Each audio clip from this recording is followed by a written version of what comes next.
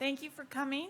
I'm Libby Beckman, and I'm excited today to tell you about some work that I've been doing collaborating with Michael Nachman at the University of California, Berkeley, where we've been testing for adaptive integration in a complex trait. So I'm interested in the genetic basis of environmental adaptation, and I study this in the context of high elevation biology. High elevation habitats present a suite of significant environmental challenges for animals. Compared to adjacent lowlands, they have lower temperatures, higher ultraviolet radiation exposure, higher seasonality, and a lower partial pressure of oxygen. The low availability of environmental oxygen is of particular concern to metabolically active animals like birds and mammals, and it is a chronic condition at high elevations around the globe.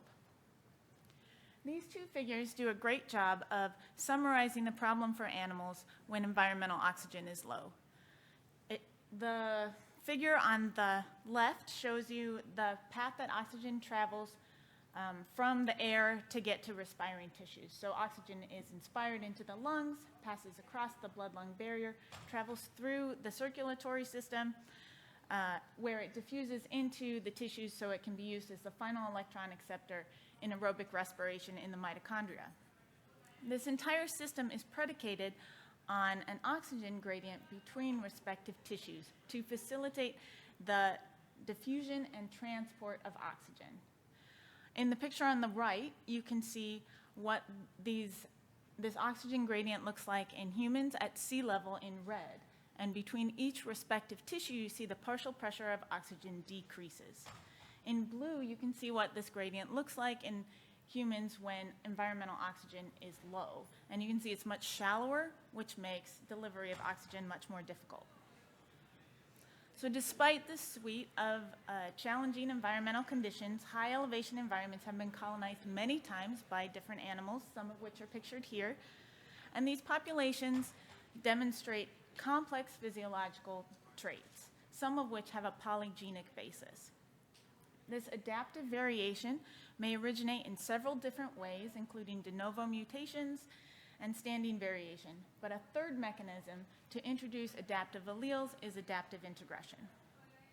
So in 3 of the cases that I showed you, integration, that is the movement of alleles from one independent lineage into another, has introduced alleles that are beneficial at high elevation.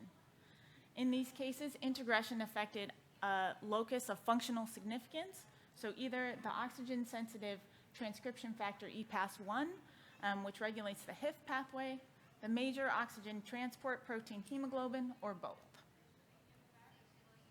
Adaptive integration may facilitate the introduction of alleles that are beneficial at high elevation into naive species. Alternatively, we know that the vast majority of alleles of interspecific origin are eliminated through epistasis and linked selection. So in this study, my aim was to examine the opposing roles of selection to facilitate or eliminate introduced alleles in the context of a high elevation environment. So to study this, I examined signatures of selection and integration in 2 small finch species in the Andes. The black siskin, Spinus atratus, is found at 3,700 meters and above across the central spine of the Andes from Ecuador to Chile. The hooded siskin, S. magellanicus, has several lineages, but today we're going to focus on the one that occupies the lowlands east of the Andes and then up into the Bolivian Andes. I have evidence from my previous work that integration has occurred between the black siskin and the hooded siskin that occupy 2,500 meters in Cochabamba, Bolivia. We also have preliminary evidence that there's adaptive integration. So there's one locus, the mitochondrial locus, which contributes to thermogenesis and aerobic respiration, that shows a pattern where the allele of the black siskin is found in the Cochabamba birds at 2,500 meters, but not at lower elevations. So based on this data, we hypothesized that natural selection at 2,500 meters has favored the integration of high elevation derived alleles from the black siskin into the hooded siskin in Cochabamba, Bolivia. To address my question, I sampled 4 lineages at the population level. So the black siskins are the black circles here. Hooded siskins in the eastern Andes are in triangles, and then I sampled a separate lineage of S. magellanicus, and those are the squares. And then I have the Eurasian siskin as an outgroup. And my sampling includes both modern and historic samples so that I have about 15 individuals of each population. I used whole exome sequencing, and I mapped the sequence data to the common canary genome, called variants in BCF tools, and after filtering, I had about 25x per site per individual. So here at the left, you can see a summary of the well-supported phylogeny of our focal taxa from my previous work. And then in principal components with the exome data, you can see that these relationships are recapitulated, which is reassuring. And S. iteratus and SM peruanus are grouping together. The other thing you can see from this PCA is that our populations are good. So historic samples and modern samples in the triangles and circles are lumping together when they're from the same population. We also, if we look at this variation in a finer geographic scale, you can see that there is a transition between SM boliviana and SM alani, that's the east of the Andes hooded siskin, at the base of the Bolivian Andes. And you can see that in the dashed black line there. And using this data, we found strong evidence of interspecific integration between the black siskin and the Bolivian hooded siskin, which is concordant with our previous work. So how do we test our hypothesis? We're going to need to identify integressed regions across the genome. And so we use the statistic FD, introduced by Martin and colleagues in 2015, to identify integressed loci across the genome. We calculated FD in sliding windows of 50 SNPs across the genome, specifically looking for alleles that originated in the black siskin and are now in SM boliviana in Cochabamba. And we surveyed over 6,000 genomic windows, which were typically between 200 and 400 kb and had 2 to 4 genes. And after we eliminated very large genomic windows, we took the top 5% of FD hits, and we see that those windows are distributed across the genome, so on 18 out of the 19 largest contigs in the reference. So what genes have alleles that originated in the black siskin, the high elevation specialist, and are now at mid elevation in these Cochabamba hooded siskins? We need simulations to assign appropriate significance threshold for FD. So today I'm just going to focus on, thank you. Today I'm just going to focus on the clearest examples that we have of integressed regions. So that's the top 24 windows. And in this very conservative sample, we see multiple genes that could impact hypoxia tolerance. So they're impacting things like the hemopoietic system, the respiratory system, and impacting DNA repair. 10 out of the 62 genes impact the cardiovascular system. And we also have one component that's a major part of the mitochondrial large ribosomal subunit, which is interesting considering we already know that the mitochondrial genome in Cochabamba is integressed.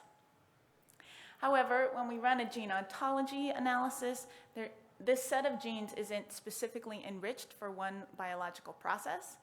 And exploring the effect of window size will help us understand whether or not this result has to do with biology, or maybe our result here is being diluted by including lots of genes in large windows. But we hypothesized that the regions of integration into Cochabamba hooded siskins would be derived high elevation alleles from the black siskin. And so as a first step to understanding this, we looked at FST, a measure of population differentiation, in non-overlapping 25 kb windows between the black siskin and the lowland hooded siskin east of the Andes. And when we did this, and when you look at this, the genome position is on the x-axis and the weighted FST is on the y, if you haven't seen enough Manhattan plots. The regions of significant differentiation in this plot include EPAS1, which is known for contributing to many high elevation systems, as well as multiple genes that are involved in angiogenesis, so that's the growth of blood vessels. But despite this, there isn't a significant enrichment when we use an appropriate false discovery rate.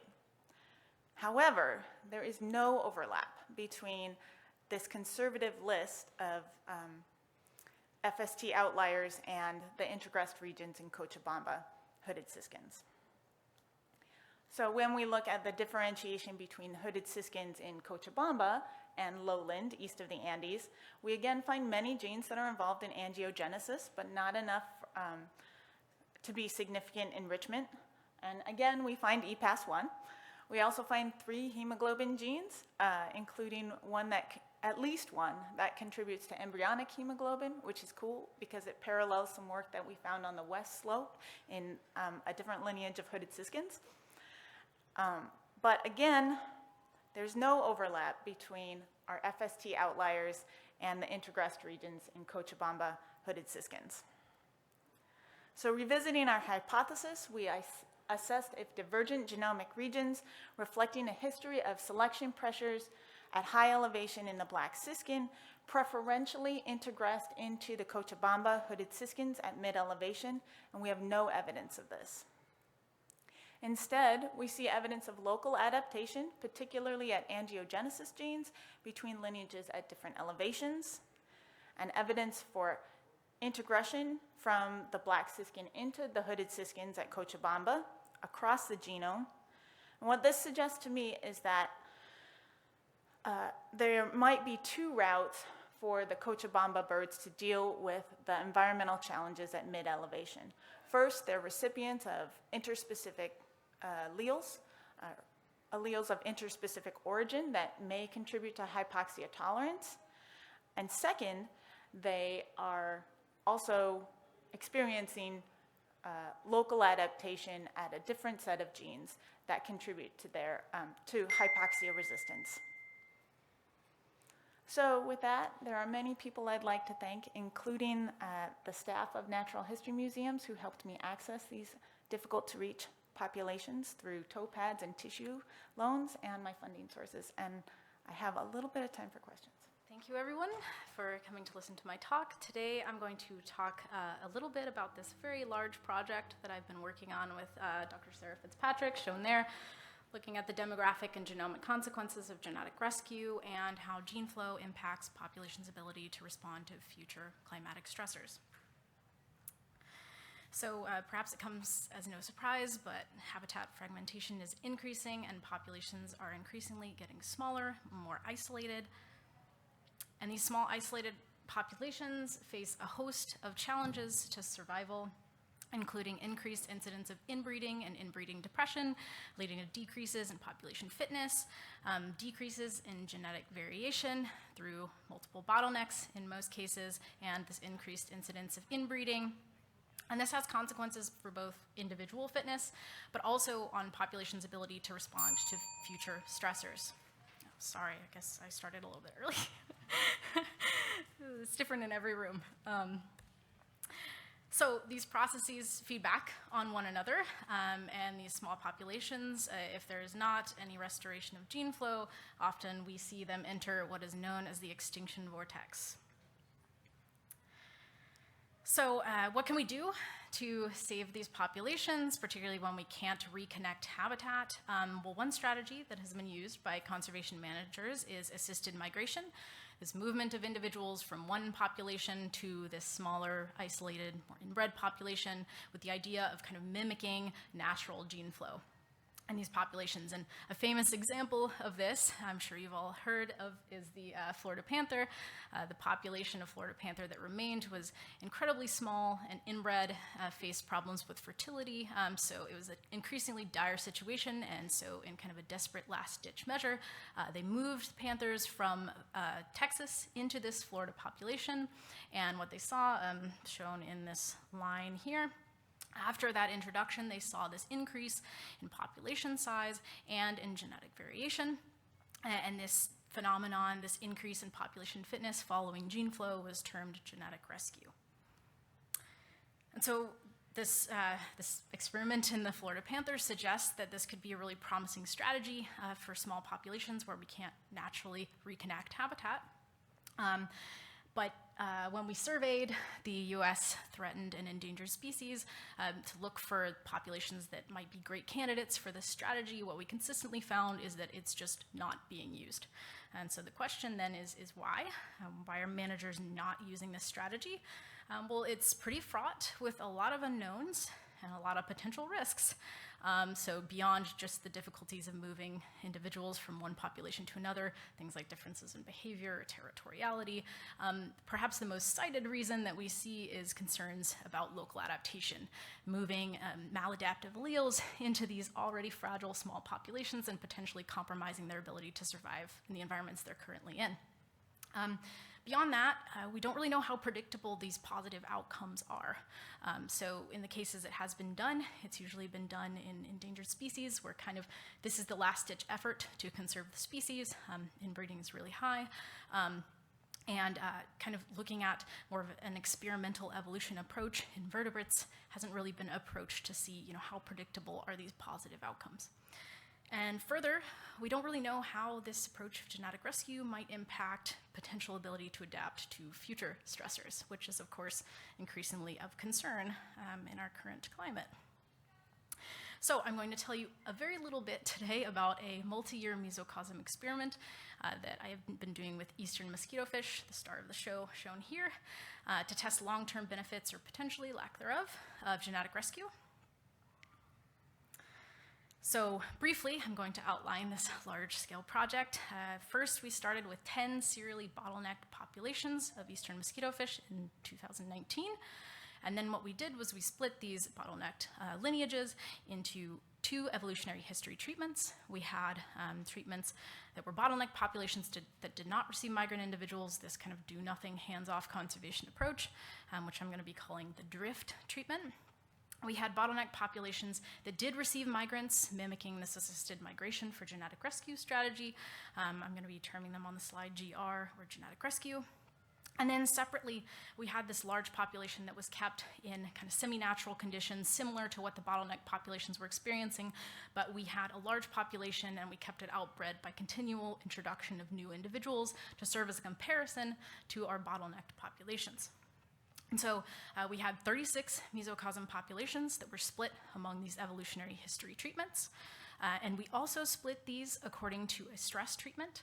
Populations either experienced a benign environment, just the ambient temperatures, or they experienced a heat treatment, which was very high at the point where we did see loss of individuals, but we also were threading that needle to where some individuals could still reproduce, which was quite the feat. And then we have got some preliminary data on a subset of whole genome sequencing data of the founding individuals from these original bottlenecked populations, the migrant individuals that were introduced, and then a subset of these mesocosm founders. And so just jumping in, I literally got this stuff like 2 days ago. So you're going to be learning right along with me. So looking at whole genome sequencing of the founders and a subset of these mesocosm founders of these 3 different evolutionary history treatments at about 30x coverage. I'm just going to be showing you the first chromosome because, again, what I had time for. And looking at treatment here on the x-axis and then levels of inbreeding on the y-axis. Comfortingly, we found that the founders of the original bottlenecked populations and the control treatment seem to have pretty low levels of inbreeding, which is what you would expect from wild populations of mosquitofish. Also, comfortingly, as predicted, we saw really high levels of inbreeding in our drifted populations. Definitely the result of these long-term small population sizes and repeated bottlenecks that they experienced. And then also, yay, awesome. So for the genetic rescue treatment, we found a moderate level of inbreeding. So it looks like gene flow from assisted migration did succeed in decreasing that level of inbreeding compared to those drifted populations. But I'll also point out that the variance is pretty large. Again, what you might expect if there's a lot of variance in the success of those migrant individuals depending on the population. We've genomically confirmed that the treatments are what we thought they were a few years ago, so that's great. And then now I'm going to show you some of the demographic results. So we also have been doing monthly censuses of these individuals throughout time, but I'm just going to show you this most recent time point of the population sizes, specifically focusing on the benign conditions first. So what you might predict is that these drift treatment populations are experiencing those small population problems. We'll have reduced population fitness, and we might expect to see lowered population sizes. Well, what do we see? So on the x-axis is treatment again, and number of adults is on the y-axis. And while we didn't surprisingly see a difference between our control and drift treatments, I want to point out the genetic rescue treatment has a larger population size on average, and the variance is extremely small, which is also incredibly surprising given, again, these are independent drifted lineages that are showing a similar response to this gene flow in benign environments. Potentially, there might be some level of predictability here, which would be really exciting from a conservation perspective of seeing these positive demographic results after gene flow. But that's not all we cared about. We also wanted to look at a stressful environment. And so here's just showing those same results that I showed you before. What we might expect to see, the genetic rescue populations might do as well as the control, or maybe being optimistic even better, given that they potentially have new genetic variation and could potentially respond to these conditions better through adaptation. So looking at the heated populations for control and drift, we see this drop in population size consistent with strong selective pressures that we're putting on these populations. And then, ta-da, genetic rescue. It's all over the place. So we had 3 tanks actually go extinct. And there's a significant interaction between the evolutionary history treatment and the stress treatment that we're seeing. Yeah, huge amount of variance. Also, I want to point out this population has 45 individuals. So based on demography results, the rescue effect might even be predictable under these benign conditions, but that's obviously only part of the story because we see this huge breakdown when it comes to these stressful conditions. So next I wanted to dive into the genomic data with what little time that I had left before this talk to see if this difference in benign versus stressful environments can be kind of associated with the levels of inbreeding in these populations. And so number of adults here is on the x-axis, and then level of inbreeding is on the y here. And I know this plot is a bit harder to see, but the circles are the benign population environment, and the triangles are the heated environment. They're colored by their evolutionary history treatment, with the control in blue, drift in red, and genetic rescue in green. And these are population averages, so we have the advantage since we started these populations. We have the entire population of founders, and this is the average and showing the standard errors there of the subset we've sequenced so far. And first I want to point out there seems to be a negative relationship between the number of adults and the level of inbreeding. Again, what you might expect, though it's not particularly strong. Kind of dissecting this a little bit, looking at the control populations, the 2 we did sequence, we see this drop in the number of adults according to the heated treatment, which makes sense, similar levels of inbreeding, but we're seeing this effect of heat. Looking at the 4 drift populations, things get a little more interesting. So the heated populations, again, show these lower population sizes. We see that shift of the plot to a lower size with these heated environment, but then we also see this effect of inbreeding, where the less inbred populations have a higher number of adults than the higher levels of inbreeding. Interestingly, there doesn't look to be an interaction. Again, I know it's just a few data points at this point, and we will have all of these sequenced, but it is kind of interesting given that you often see an interaction where increased incidence of inbreeding actually makes them less able to deal with stress, and the slopes are pretty much identical in that case. Looking at genetic rescue populations, things are all over the place. So the relationships between heat and the levels of inbreeding are pretty unclear. You know, you have similar levels of inbreeding here, and you can see the effect of heat maybe, but then you have these that are doing relatively well. So, you know, I was listening to the talks earlier. I don't know if you went to the unpredictability of evolution talks, but what is kind of interesting to think about in this scenario is that in cases of gene flow, when selection is particularly strong, it seems like we see this really huge variance in the outcomes of evolution. And so that might be part of what we're seeing here, but I'm looking forward to digging into that more. So briefly, just to summarize, gene flow from assisted migration, it leads to decreased inbreeding. Decreased inbreeding and increased population size we're seeing from genetic rescue in these benign conditions, but not in the stressful conditions. And there didn't seem to be a strong relationship so far with the data that we have currently between population size and inbreeding in genetic rescue populations after this 2 years of census data. So kind of zooming out now to think about from a conservation context, we do expect there's going to be some level of stochasticity in the successfulness of specific migrants in different scenarios. I think it's particularly comforting that in benign environments we are seeing kind of this repeatable response. Again, even in these independently drifted lineages, that's really surprising to me, actually. Levels of admixture, they're going to differ, and then locally adapted genotypes are something I haven't really gotten into in this talk, but there's the potential that, those are going to vary across populations as well, given the migrant individuals were different in each population. But I think this kind of points out that population monitoring after assisted migration is going to be particularly important, and that repeated migrant addition could also help kind of, even out this predictability as well, given that in this case we were just doing a single introduction. But I will say that we have a ton of data from this experiment. We have everything. We have individually marked these fish and tracked their fitness over time. So we have a lot of data to look at, teasing apart fitness effects. We have whole genome data. We will have whole genome data of all of the founders of these mesocosms, and we will have individual levels of fitness for these individuals, their survival. So there's a lot to dig into here that I'm really excited about. But yeah, it's kind of interesting to see the early results here. So with the little time I have, I just want to recognize all the many people that have helped with this. And I want to point out that Cinnamon's talk is going to be Tuesday at 10:15, talking about some similar topics in butterflies. Hopefully you saw Megan Clark's talk, was earlier today. I want to thank all the techs and interns that have helped me in this enormous effort of thousands of fish and individually tattooing them all. And thank my funding sources, and I would be happy to maybe take one question.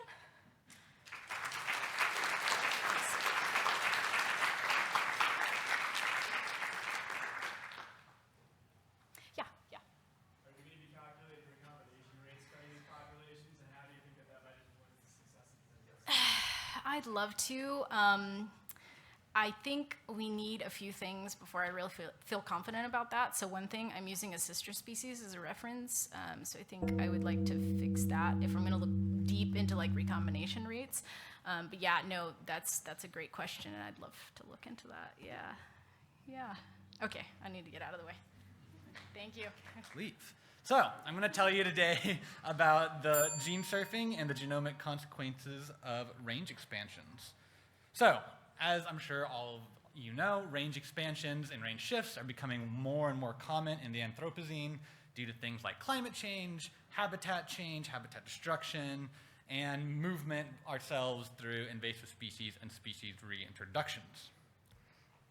So, an interesting consequence that may be slightly less studied of this is gene surfing.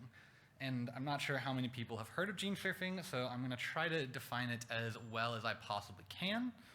So our working definition I'll use for gene surfing is going to be the increase in an allele's frequency at the front of an expansion wave due to increased genetic drift. So this happens because at the front of an expansion wave, there's a lower effective population size, only a few individuals can expand to the very edge, and there's repeated founder effects as individuals start colonizing new areas. What happens when you do this is, at the core of a population, you end up with some higher population sizes, and so rare genotypes or rare alleles end up at kind of lower allele frequencies, but if just by chance that genotype or that allele is at the edge of the population, it ends up being at a higher allele frequency, and with that higher allele frequency, through drift, it has a better chance of actually increasing in frequency. And then when you add on top of that repeated founder effects, where by chance of being near the edge, the ones that expand have some genotype that might have actually started out relatively rare, you can end up with a population that, after generations of expansion or generations of shifting, that rare allele can end up becoming fixed or at least increasing in frequency in the population. And the reason why this is interesting, or a problem with this, is that because this is a neutral drift-based process, it can actually increase the frequencies of alleles or genotypes that are mildly deleterious. So super deleterious stuff can still be selected out, but mildly deleterious ones can actually increase in frequency, and this can result in expansion load, which has been shown in simulations to actually cause the mean fitness at the edge of a population to be lower than the core. However, this hasn't been studied much in experimental context or in nature, so we wanted to ask, do we actually see in an experimental setting, can we have this increased genetic load in a population at the edge of its range compared to the core? We wanted to ask the question, is this load actually related to a reduction in fitness? And does this actually happen on a time scale that's relevant? Not care what happens over millions of years to a population's fitness. Maybe we do, but does it happen on a time scale that maybe matters for something like conservation? So my goal, or the goal of this project, was to kind of mimic that gene surfing model, but using Tribolian castaneum, or the red flower beetle, and we did it in microcosms. So we're going to ask the question, do beetle genes surf? Here's a quick overview of my experimental design. The beetles live in these little boxes that are full of flour and can actually disperse between here. And essentially, we add more and more boxes to the edge of the population so that they can continue to expand, and we let them expand for 8 generations. And then after 8 generations, we took samples from the edge of the population and the core of the population, and we assayed both fitness, and we ground them up and used pooled sequencing to assess allele frequencies in the core versus the edge for each of our replicate landscapes. So, interestingly, the quick thing is we do see what is predicted by theory, and the edge populations generally have a bit of a lower fitness at the edge, significantly lower. So a good start, but why is this happening? Can we actually find the genetic reasoning, or at least some genetic basis for this reduction in fitness? The first step in finding this genetic basis is to actually identify these putatively deleterious alleles. I use 2 different methods. One is variant effect prediction, or VEP. Basically, we just take a well-annotated genome. Tribolium is a model species. It's great. We can just look at all of their different genes and directly say, oh, if we change an A to a T here, we can predict what change that actually is going to happen in the amino acid or in the protein. And then another method I used is called phylogenetic constraint. And this is basically saying, are sites conserved over evolutionary time? So are sites conserved throughout a phylogeny? And if they're more conserved through a larger portion of a phylogeny, we can say maybe selection is acting on them to conserve them, and that's why they are conserved, and therefore changes at these sites are more likely to be deleterious.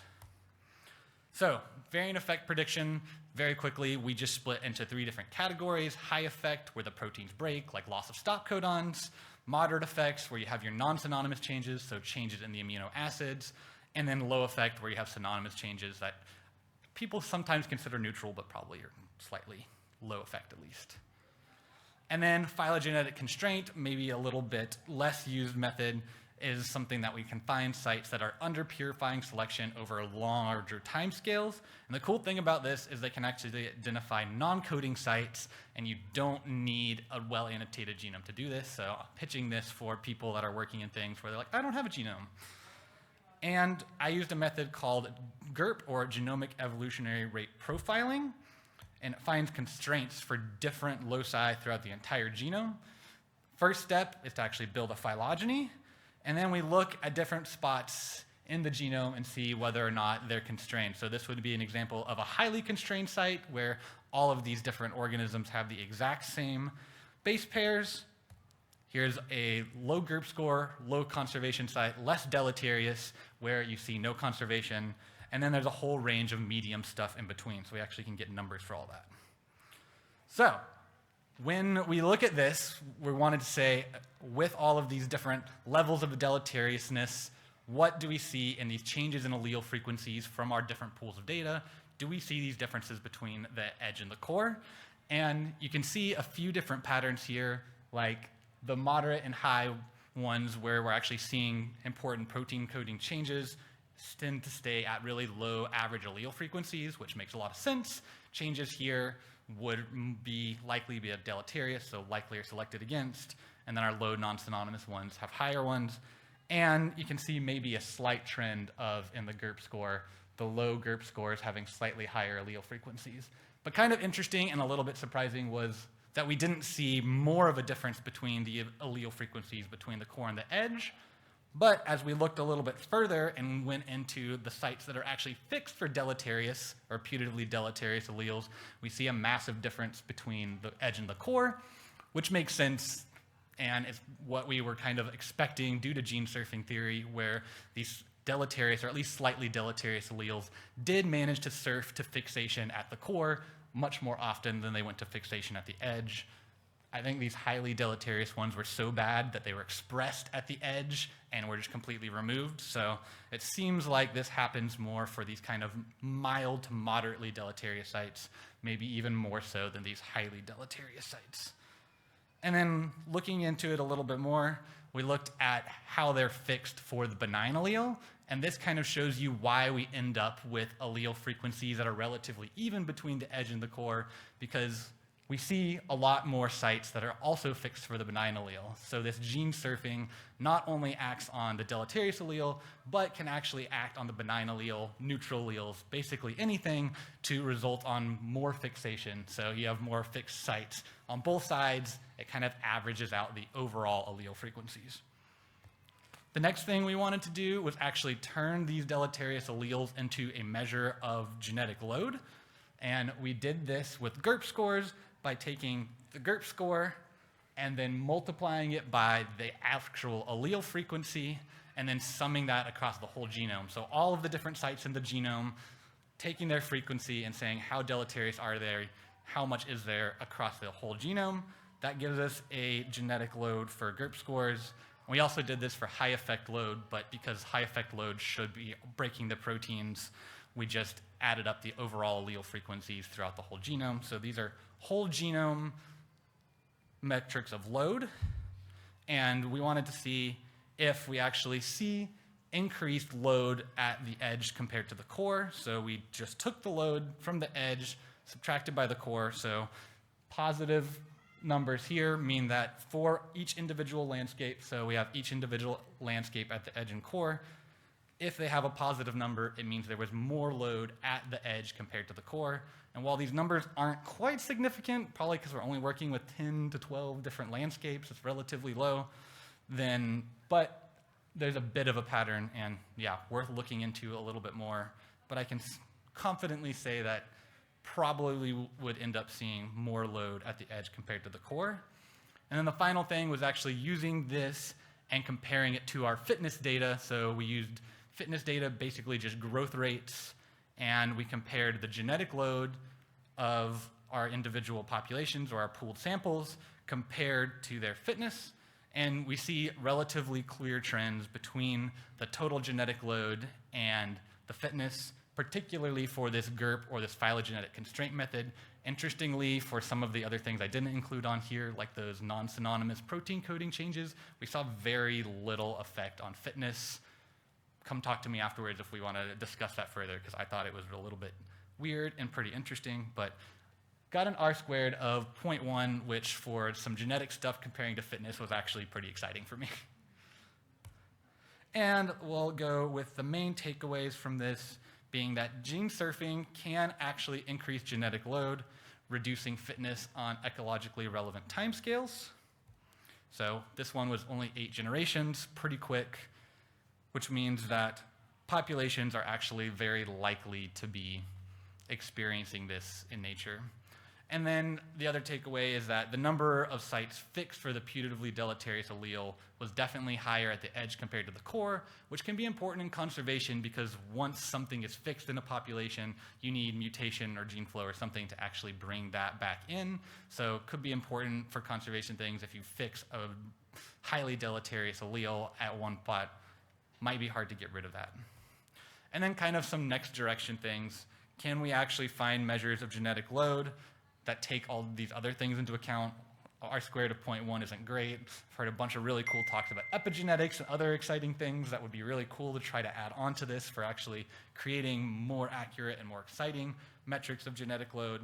We also don't have heterozygosity information because we use pooled data, so anything with recessive alleles gets kind of washed out, which probably is why some of these patterns aren't as strong as they could have been. And then, like I said before, it's very likely that currently expanding and shifting populations are being affected by gene surfing, and the next kind of exciting steps would be to figure out if we can actually see these patterns in natural populations. Does it actually matter in nature? Are we seeing this? And I'll throw back my little armadillo because this would be a fun guy to do it in because they've expanded their ranges from Texas all the way to the Carolinas like in the past 100 years. So. Yeah, and I think that's it. And I think I have a couple minutes for questions.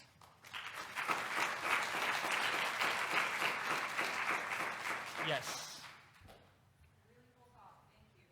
I'm going to try to actually screen this. Do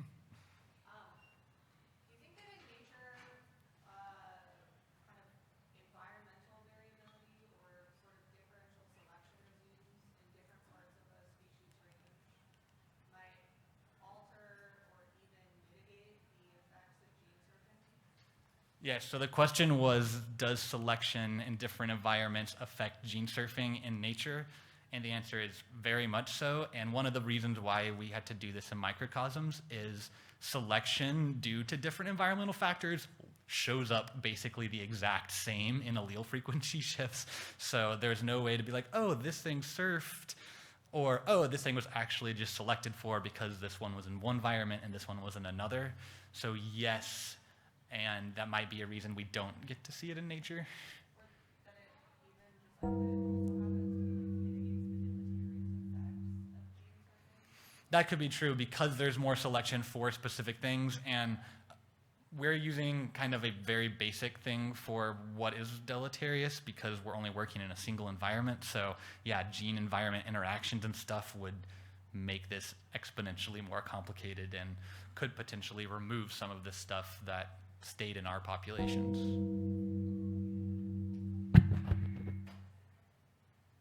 Question?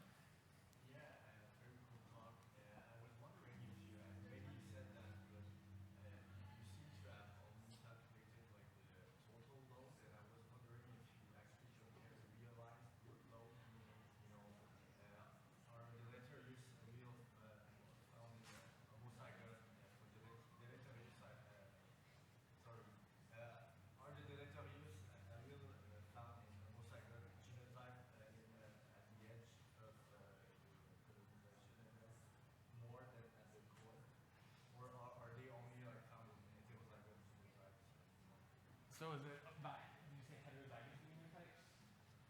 No, so basically, the population at your edge, would you find more homozygote genotypes for the deleterious allele than core population? In general, I'm not sure I'm fully understanding your question. Oh, okay. I think that, yes, we are seeing more at the edge compared to the core, but it's kind of a very basic measure of load. Yeah. So, Because you're looking at allele frequencies. Yeah. And, if the deleterious allele is within a heterozygote phenotype, sometimes it's affected, it's hidden. yeah, and because we're using pooled seq data, we can't really Oh, get that's at why, that as yeah, much. that's So why. the But question was about, yeah, the hidden stuff, and there probably is a lot of stuff that can be hidden in heterozygosity stuff where it's actually masked. And yeah, there's a lot more to dig into on that that I didn't talk about, but that's a great point, and it's really hard to get at with pooled data. Yeah, for sure. It's impossible. One more?